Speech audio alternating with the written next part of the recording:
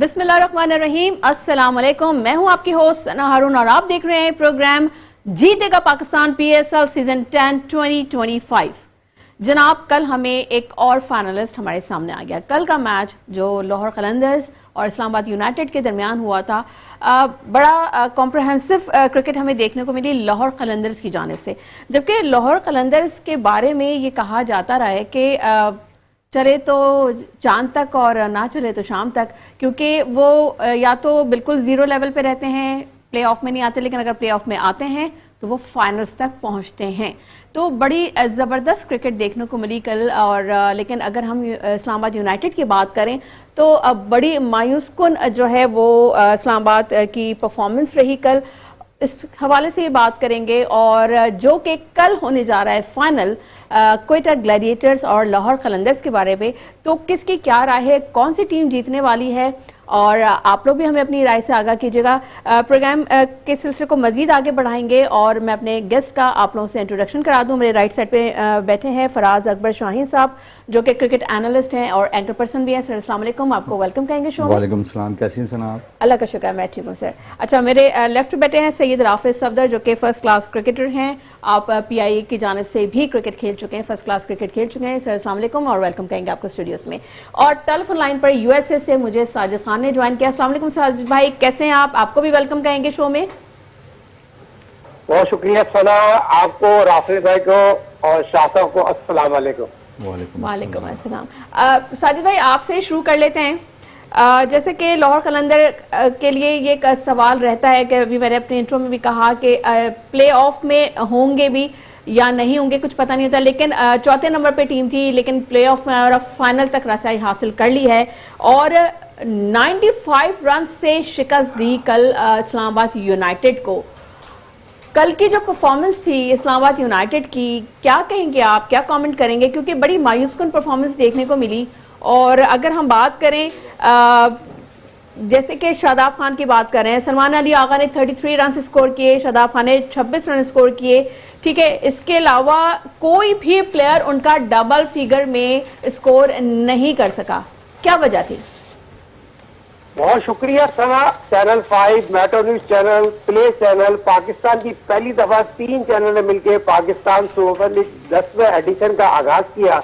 तो शुक्र अल्हम्दुलिल्लाह 25 तारीख को उसका फाइनल खेला जा रहा है और जीतेगा पाकिस्तान। यकीनी तौर पर हमारी मैनेजमेंट को बहुत क्रेडिट जाता है, हमारे तमाम एक एक बंदे को कहा जाता है। आउटस्टैंडिंग हमारे जो सोशल मीडिया का पेज है, यूट्यूब का पेज है, और जिस तरह हमारे तमाम जो गेस्ट आते रहे, शेख भाई की बात करो, अदवार भाई की बात करो, शमीम भाई की बात करो, आतिफ की बात करो, जितने भी गेस्ट है उन्होंने आउटस्टैंडिंग तजिए किया। तो दुनिया भर में ये प्रोग्राम पसंद करने का बहुत शुक्रिया। और यकीनी तौर पर ये खूबसूरती होती है प्रोग्राम की, जो लोग इंटरनेट डालते हैं। हालांकि हर चैनल अपना प्रोग्राम कर रहा है, मगर बाजी ले जाता है बैटोले चैनल, चैनल 5 और प्ले चैनल। और ये चीज अच्छी गई पूरे दुनिया में और इमेज यकीनी तौर पर बहुत पॉजिटिव गया। कल का मैच बहुत इंपॉर्टेंट था, डू एंड डाई था, टॉस इन द मैचेस।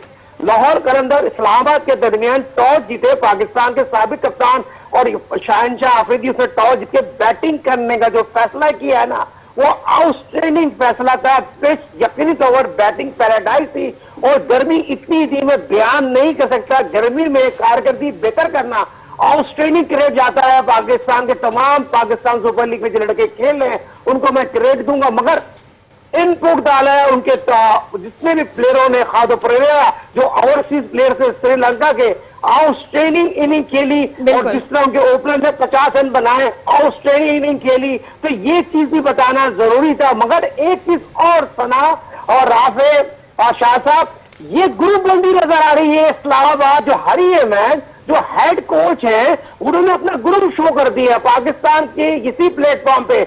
हमने प्रोग्राम में खबर ब्रेक की थी 4 दिन पहले, आकिब जावेद की मुलाकात हुई हेड कोच के नेशनल एकेडमी में। उन्होंने टीम बनाई थी, 3 लड़के हेड कोच ने निकाल दिए और 3 लड़के किसी के डाले, इस्लामाबाद के डाल दिए। और लगनिया फिक्र देख ले, कोच कौन है? इस्लामाबाद का। कप्तान कोच है इस्लामाबाद का, और वाइस कप्तान कोच है इस्लामाबाद का, और कोऑर्डिनेटर कौन है? इस्लामाबाद का। तो ये चीज यकीनी तौर पर तो गलत, जो पहले हम कहते थे रिजवान बाबर का ग्रुप है, तो ग्रुप तो इन्होंने बनाया हुआ भाई।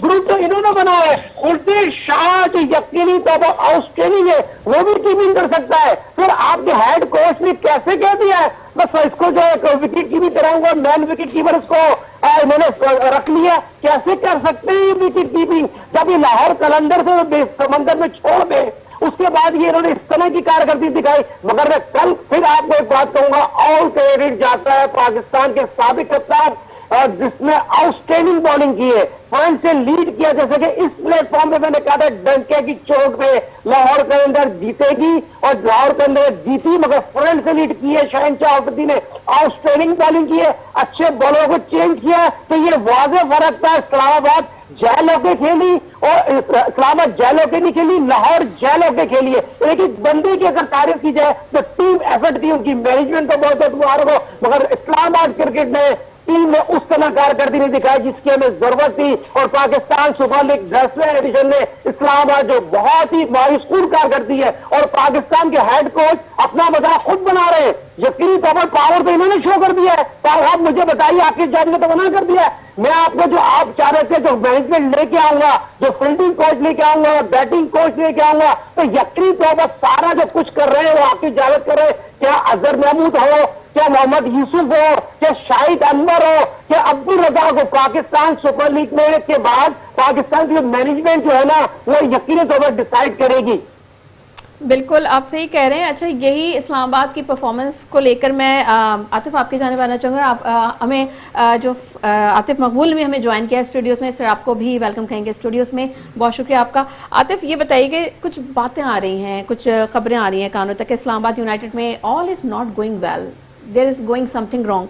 आपको क्या लग रहा है कि जैसे हैदर अली है, उनको ओपनर नहीं, वन डाउन नहीं, डायरेक्ट जो है उनको 8वीं पोजीशन पे खिलाना, ये किस तरीके का ये हो क्या रहा है आखिर टीम के अंदर? ये खुद ही जो है खुद कुछ बम्बार बने हुए अपने लिए। देखिए, जिस तरह से साहिब भाई ने भी बात की और बहुत सारी चीज़ें क्लियर की उन्होंने कि जो चीज़ हो रही है वो हम लोगों को नज़र आ रही है, इवन के सब पूरी दुनिया को, पूरे पाकिस्तान को नज़र आ रही है चीज़ें कि वो बैटिंग ऑर्डर क्यों शफलिंग हो रही है। फिर उसके अलावा अगर माइक हसन जो कोच आए हैं, पाकिस्तान टीम के हेड कोच आए, तो अब इसी तरह जो है कप्तान भी जो है वो इस्लामाबाद यूनाइटेड का है और वाइस कप्तान भी इस्लामाबाद यूनाइटेड का है। पूरी एक लॉबी, जिस तरह अभी उन्होंने साहिद भाई ने बिल्कुल सही बात की कि हर दौर में लॉबी चली है, तो ये भी एक लॉबी का ही तरीका चल रहा है और लॉबी का सिस्टम है जिसमें यानी कि अगर हेड कोच वहाँ का है तो कप्तान भी वहाँ का, वाइस कप्तान भी वहाँ का। तो ये एक चीज़ जो है लम्हा फिक्रिया है पाकिस्तानी टीम के लिए। और देखें जिस तरह इस्लामाबाद क्रिकेट खेलती भी चली आ रही है। ठीक है, सॉरी आपको मैं इंटरप्ट कर रही हूँ, आपके थोड़ा सा चेक करते हैं ऑडियो। सर आप बताइए, फराज साहब के इस्लामाबाद की जो पोजीशन रही और सारी सिचुएशन में हम ये देख रहे हैं कि फेवरेटिज्म जो है बहुत ज़्यादा हो रही है। आप क्रिकेट को आप और अपनी कंट्री के इमेज को आपने साइड पे रख दिया है। और अब जैसे हम अगर माइक हसन की बात करें कि ये वही पूरी टीम है जो इस्लामाबाद यूनाइटेड की जो टीम है, वही पूरा पाकिस्तान टीम के वही कोच हैं, वही कैप्टन है, वही वाइस कैप्टन है। तो आप ऐसे वक्त पे जब आप जिन प्लेयर्स की परफॉर्मेंस है उनको आपने टीम से आउट किया है और जिनको आप लेकर आए उनकी परफॉर्मेंस नहीं है और जिसको जिस पोजीशन पे खिलाना चाहिए उस पोजीशन पे आप नहीं खिला रहे, तो आप क्रिकेट के साथ मजाक कर रहे हैं। आउज़ुबिल्लाहि मिनश्शैतानिर्रजीम, बिस्मिल्लाहिर्रहमानिर्रहीम। पहले तो सना आपको बहुत मुबारकबाद, माशाल्लाह आप बहुत अच्छा प्रोग्राम कर रही हैं। और ग्रेट साजिद भाई, आपको पूरा इंटीरियर सिंध, पूरा पाकिस्तान सुनता है, आपको भी बहुत ज़्यादा मुबारकबाद और मेरी तरफ से अस्सलाम वालेकुम। इसके साथ साथ एक चीज़ और मैं आपको बताऊँगा कि आज एक फैंसी मैच है कतर के अंदर और हमारे जो ग्रेट नसीम राजपूत साहब हैं आज वहाँ ओपनिंग कर रहे हैं और माशाल्लाह मैं उनसे कहूँगा कि कम से कम नसीम भाई 50 तो होनी चाहिए, ग्रेट नसीम भाई 50 होनी चाहिए। हमारी सबकी वेल विशेस उनके साथ। जी सना, मैं आपके टॉपिक की तरफ आऊँगा। देखें, असल में इस्लामाबाद यूनाइटेड नाम बहुत अच्छा है। पूरी सीरीज़ में यूनाइटेड होके टीम खेलती हुई नजर आई, लेकिन आखिरी के 1-2 मैचेस के अंदर आके वो बिल्कुल खुलकर और जो उनके अंदर इख्तलाफ है वो खुलकर सामने आ गया। अब देखें, हैदर अली आपको लगता है कि 8वें नंबर पे आके बैटिंग कर सकता है? उसकी बैटिंग का नंबर क्या बनता है? अगर आप चलें उसको ओपनर नहीं भेजते तो कम से कम 1 डाउन पे या नंबर 4 पे जहां जरूरत पड़ती है वहां उसको भेजें। लेकिन शायद मैं ये समझता हूं कि रावलपिंडी में ज़्यादा मैचेस खेले हैं इस्लामाबाद को, शायद ये एज हासिल है। कि वहाँ मैचेस पे ज़्यादा उनको एक्सपीरियंस है, तो इस वजह से मैचेस ज़्यादा जीती। क्योंकि आप देखें रावलपिंडी से बाहर जितने भी मैचेस हुए हैं उसमें तकरीबन मैचेस में, आतिफ मैं अगर ये सही कहूँगा कि उसमें ज़्यादा से ज़्यादा मैचेस में मेरे ख्याल से इस्लामाबाद को शिकस्त हुई है। जी बिल्कुल ऐसा ही है। तो लाहौर कलंदर जो है वो माशाल्लाह जिस तरीके से उठी है और जिस तरीके से खेल रही है माशाल्लाह उसका फाइनल का हक बनता था और फाइनल में पहुंची है, बिल्कुल सही पहुंची है। बिल्कुल सही पहुंची। अच्छा चलिए ये सवाल मैं आपसे एंड में पूछूंगी जी, क्योंकि कल फाइनल है लाहौर कलंदर्स और क्वेटा ग्लैडिएटर्स का, तो हम आपसे यही पूछेंगे कि इनके तो व्यूज़ मुझे पता है, आपसे हम जानेंगे कि आपकी फेवरेट टीम कौन सी है और आप किसको सपोर्ट करेंगे कि कौन सी टीम फाइनल जीते। बहरहाल नाज़रीन, ये ट्रांसमिशन हमारी जो है जो स्पॉन्सर्स हैं हम उनका भी बता दें। ओसाका लाइट्स बहुत ज़बरदस्त, पाकिस्तान की नंबर 1 लाइट्स हैं, उनके टेप्स भी बहुत ज़बरदस्त हैं, ये आपके सामने यहाँ डिस्प्ले भी हुए हैं। इसके अलावा जो पावर जोन है वो भी हमारे स्पॉन्सर्स हैं, तो और पीछे आपको स्क्रीन पर भी नजर आ रहे होंगे हमारे सारे स्पॉन्सर्स। तो ये पूरी ट्रांसमिशन जो है ओसाका लाइट्स की जानिब से स्पॉन्सर हुई हुई है। Sir thank you so much, और हम बहुत मिस कर रहे हैं आपको, आप हमारे प्रोग्राम में अपनी मसरूफियत की बिना पे नहीं आ सके। राफे आपकी जानिब आना चाहूंगी कि आप ये बताइए कि कल भी हम जब बात कर रहे थे तो शहजाद को जो है, जो उन्होंने ओपनर है उसको आप 7वें नंबर पे खिला रहे हैं, हैदर अली जो ओपनर है उसको आप 8वें नंबर पे भेज रहे हैं, तो शादाब जो हैं वो 4थे नंबर, वो खुद क्यों नहीं आए 4थे नंबर पे? मतलब अगर शादाब ये समझ रहे हैं वो क्रिकेट से भी पीछे होके बॉलिंग से भी पीछे होके, तो उनकी परफॉर्मेंस क्या रहेगी? तो फिर किस बात के वो कैप्टन बन रहे हैं? मतलब जब डिसीजन मेकिंग ही नहीं है और आपकी सही कैलकुलेशन नहीं है, आपको यही नहीं पता कि आपको कौन से प्लेयर को किस पोजीशन पे खिलाना है, तो फिर इनकी जगह किस तरीके से बन रही है टीम के अंदर? देखें, शादाब कोई अभी पाकिस्तान इस्लामाबाद से नहीं खेल रहे। उन्होंने कल प्रेस कॉन्फ्रेंस में कहा कि इस्लामाबाद जो है मेरी फैमिली टीम है और मुझे यहाँ बहुत कंफर्टेबल लगता है खेलना। तो फैमिली टीम का क्या मकसद है? आप एक प्रोफेशनल क्रिकेटर हैं, आप एक प्रोफेशनल साइड से खेल रहे हैं, उनको इस्लामाबाद ने इतनी अथॉरिटी दी है कि वो अपने हिसाब से सब चीज़ें बैटिंग ऑर्डर सेट करते हैं, बॉलिंग सेट करते हैं। आपने अगर नोट किया हो PSL में इस साल भी पिछले साल भी शादाब जहां क्रंच टाइम होता है वहां बॉलिंग पे नहीं आते कई दफ़ा। इस दफ़ा तो वो फिर बॉलिंग उनकी कर्ज बेहतर रही है, तो उस वजह से 14 आउट भी किए उन्होंने। मगर सबसे मेन बात यह है कि शादाब की बॉलिंग एज ए बॉलर वो पाकिस्तान टीम के अंदर आए थे, उन्होंने डोमेस्टिक क्रिकेट में भी एज ए बॉलर ही इंट्रोड्यूस हुए थे।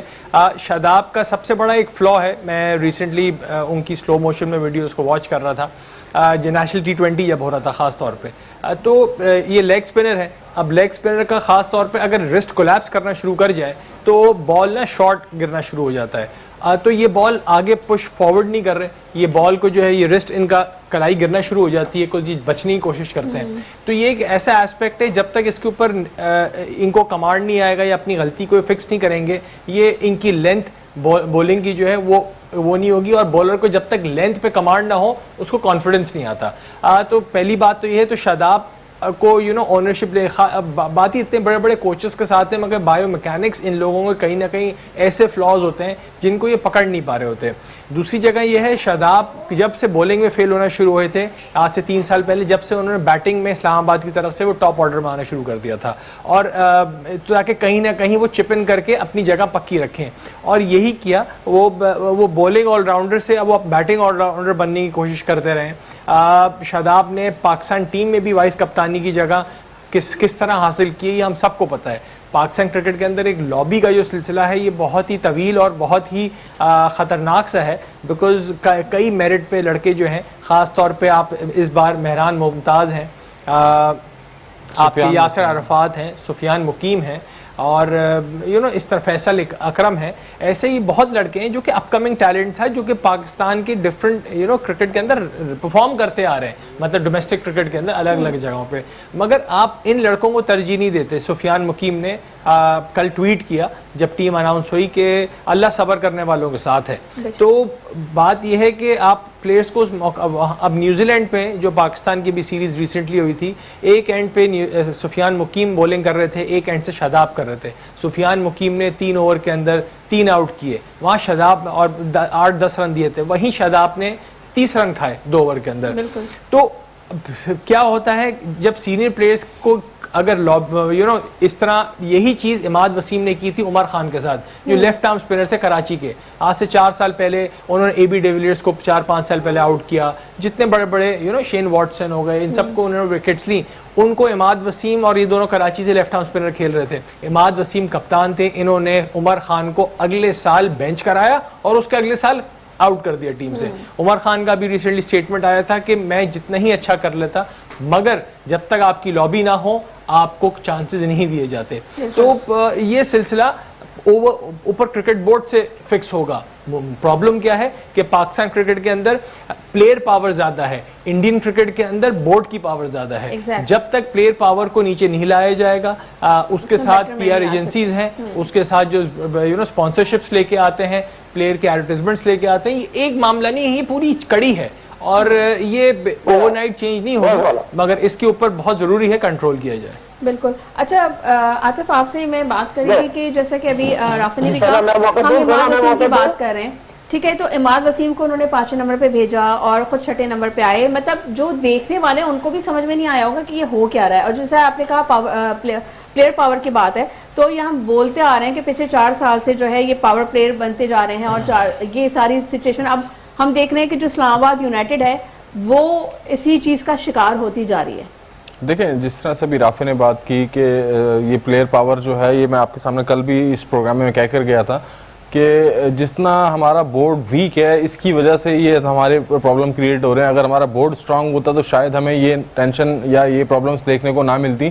क्योंकि देखें, आप हमसे जो नीचे बोर्ड थे, जितने भी अफगानिस्तान का ले लें, बांग्लादेश का ले लें, तो यानी कि वो टीमें अपग्रेड करती हुई नज़र आ रही हैं और हम लोग अभी तक जो है इसी प्रॉब्लम में है कि यार हमारी सिलेक्शन बेहतर नहीं हो रही, हमारी टीम का माहौल नहीं बेहतर हो रहा, टीम में पॉलिटिकल इश्यूज हैं, टीम में लॉबी है, टीम में सियासत है। तो ये सब चीज़ें जब तक होंगी तो ऐसे तो कोई भी आप टीम स्टैंड नहीं कर सकती। आप इवन क्या किसी भी डिपार्टमेंट हो या पाकिस्तान क्रिकेट हो या इंटरनेशनल किसी भी जगह पर हो, तो जिस तरह की क्रिकेट हमारी पाकिस्तान में खेली जाती है और टैलेंट की कमी नहीं है, लेकिन बस बात यही कि टैलेंट के साथ ज्यादती होती है। लॉबी सिस्टम वही जो है, अभी राफे ने बहुत सारी चीज़ें क्लियर की हैं कि यार ये लॉबी का प्रॉब्लम है और इसी वजह से जो है ना प्लेयर, फिर जैसे उमर खान का नाम लिया, बहुत से ऐसे नाम हैं जो अपना क्रिकेट छोड़ कर चले गए हैं और अब वो मैं समझता हूँ बिजनेस कर रहे हैं या किसी और लाइन में हैं। तो आई मीन टैलेंट ज़ाया हुआ है हमारे पाकिस्तान से और वो वजह ये है कि हमारे 90s के प्लेयर, जब तक ये 90s के प्लेयर, 90 के एरे वाला प्लेयर जितना भी है, वो अगर कोचिंग से नहीं हटेंगे, वो लॉबी उन्हीं की है, उनसे हटकर लॉबी किसी की नहीं है। 90s के प्लेयरों की ही लॉबी है, कोई किसी का भतीजा है, कोई किसी का भांजा है या कोई किसी का दामाद है, कोई किसी का कुछ है। तो यानी कि रिलेशनशिप पे टीमें चल रही हैं। आप मुझे बताएं ना, मैंने कल भी एक बात की थी कि इंडियन टीम में कौन है ऐसा प्लेयर जिसका बेटा भी टीम में खेल रहा है। इवन कि आप सचिन तेंदुलकर का बेटा, उसको IPL में पिक नहीं किया, तो इट मीन्स आप ये इससे सोच सकती हैं कि यार इतनी क्लियर जो है क्रिकेट हो रही है वहां पर, और वो प्रमोट करने के लिए, क्रिकेट को प्रमोट करने के लिए थोड़े से आपको रूल्स रेगुलेशंस बनाने पड़ते हैं। और क्रिकेट सिंपल थ्योरी है मैम, किसी को भी अगर खिलाना है और उसको खिलाना है सिर्फ सिंपल यही कि अगर उसकी परफॉर्मेंस है ऑल ओवर, अभी जो PSL हुआ है की बुनियाद पे ही सिलेक्शन होना चाहिए। इस हवाले से मजीद भी बात करेंगे, लेकिन यहाँ वक्त है ब्रेक का, कहीं मत जाइएगा, stay with us. Welcome back नाज़रीन, आप देख रहे हैं PSL सीजन 10 2025 की स्पेशल ट्रांसमिशन जीतेगा पाकिस्तान, जिसको स्पॉन्सर किया है उसाका लाइट्स ने, जो कि पाकिस्तान की नंबर 1 लाइट्स हैं, उनके टेप्स भी नंबर 1 हैं। तो आप लोग बल्कि ये यूज़ करके देखिएगा और आपको हमारी बात गलत नहीं लगेगी, क्योंकि इनकी लाइट्स भी बड़ी ज़बरदस्त हैं और टेप्स भी बहुत ज़बरदस्त हैं। इसके अलावा पावर जोन भी हमारे स्पॉन्सर्स हैं और बाकी जो स्पॉन्सर्स हैं वो पीछे स्क्रीन पर हमारे डिस्प्ले हो रहे हैं। प्रोग्राम की जानिब मजीद बढ़ते हैं, मैं आपसे बल्कि राफे आपसे सवाल करूंगी। आप मेरा मौका प्लीज सना जी, साजिद भाई आपकी तरफ आ रही हूँ। जी साजिद भाई, अच्छा ठीक है, मैं आपसे सवाल कर रही हूँ। सवालात तो बहुत सारे हैं, लेकिन वो आज जो कहते हैं ना कि आज स्क्रूटनी हो रही है सही तरीके से इस्लामाबाद यूनाइटेड की। तो मुझे ये बताइए कि इमाद वसीम ने जो है चौथा ओवर क्यों नहीं कराया, जबकि 3 ओवर हुए थे और उसमें 16 रन थे और 1 आउट हुआ था। अगला उन्होंने चौथा ओवर क्यों नहीं कराया, उनको क्यों ओवर के लिए नहीं भेजा गया? इसके अलावा जिमी ने 1 ओवर कराया, 7 रन दिए, 1 खिलाड़ी आउट किया। मतलब किस स्ट्रेटजी की बुनियाद पर, किस रूल की बुनियाद पर इन्होंने शफलिंग की, या जो अच्छा परफॉर्म कर रहा था उसको उन्होंने ग्राउंड में क्यों नहीं उतारा? देखिए समय पूरा पोस्टमार्टम करें ना, 26 प्लेयर इन्होंने खिलाए। इस्लामाबाद में पाकिस्तान सुपर लीग में 26 प्ले ट्राई किए, 5 विकेट कीपर ट्राई किए। आपका सवाल बहुत इंपॉर्टेंट है। सना, आपको मेरी आवाज आ रही है? जी जी बिल्कुल आ रही है साजिद भाई।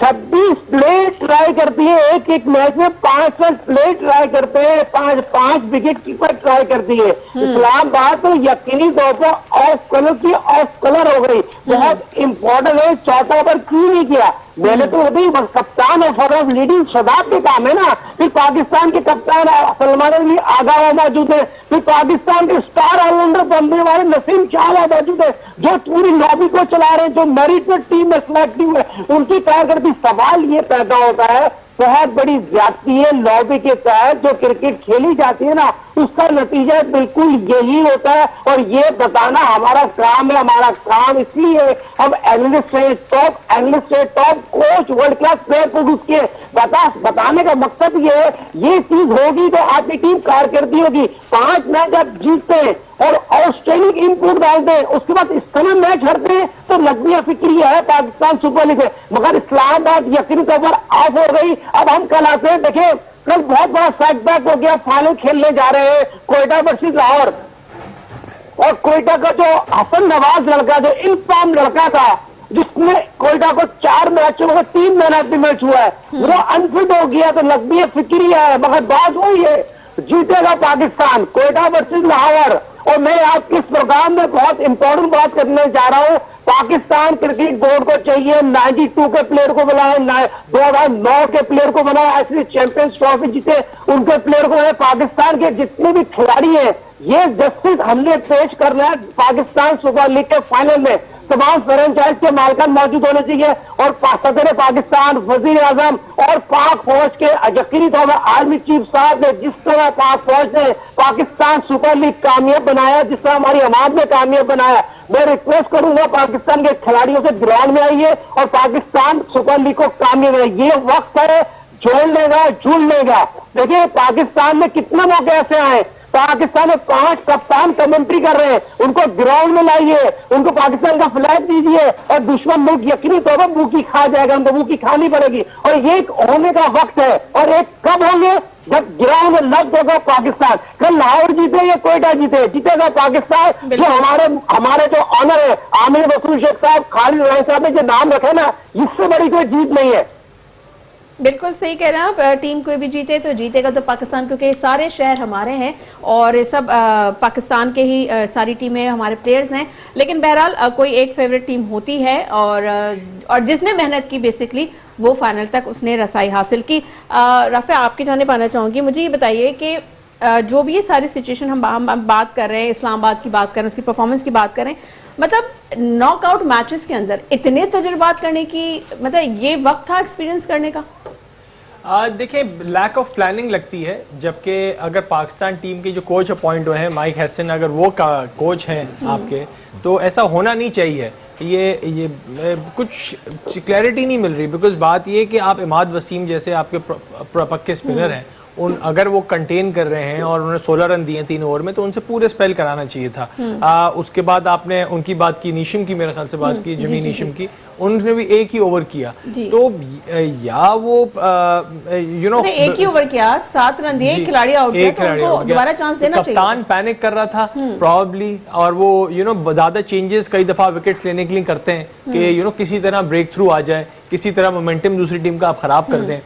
मगर वो कर नहीं पाए। लाहौर अपने होम ग्राउंड पे हर वक्त से बहुत सॉलिड क्रिकेट खेलती आई है, और लाहौर ने अपना होता क्या है, बड़े स्टेजेस पे आपने जैसे शुरू में कहा था कि या तो वो शुरू में ही बाहर निकल जाते हैं, और अगर वो नॉकआउट से निकल के क्वालिफायर्स में आते हैं तो फिर वो अपना गेम एंड फाइनल तक जाते हैं। और ये हर टीम की एक अपनी मेंटल स्ट्रेंथ होती है कि जहां वो मोमेंटम पकड़ती है, जहां पे उसके प्लेयर्स क्लिक करना शुरू करते हैं, तो दे डोंट लुक बैक। और यही लाहौर के साथ है। पर लेट्स सी, जो आपने कोयटा के लिए यहाँ तक कहा कि हसन नवाज की इंजरी, फुटबॉल खेल रहे थे वो, और फुटबॉल खेलते हुए ट्रेनिंग में वो इंजर्ड हो गए, ये कॉन्फिडेंस को डेंट कर सकती है। बिकॉज आज शुएब मलिक जो है प्रैक्टिस करते हुए दिखे, और शुएब मलिक बड़ी इंटेंस अपनी बैटिंग ड्रिल्स कर रहे थे, जबकि वो इतने मैचेस से नहीं खेल रहे। तो हसन नवाज ने वो इनको फ्लेयर दिया था मिडिल ऑर्डर के अंदर, जिसकी वजह से कोयटा ग्लेडिएटर जो है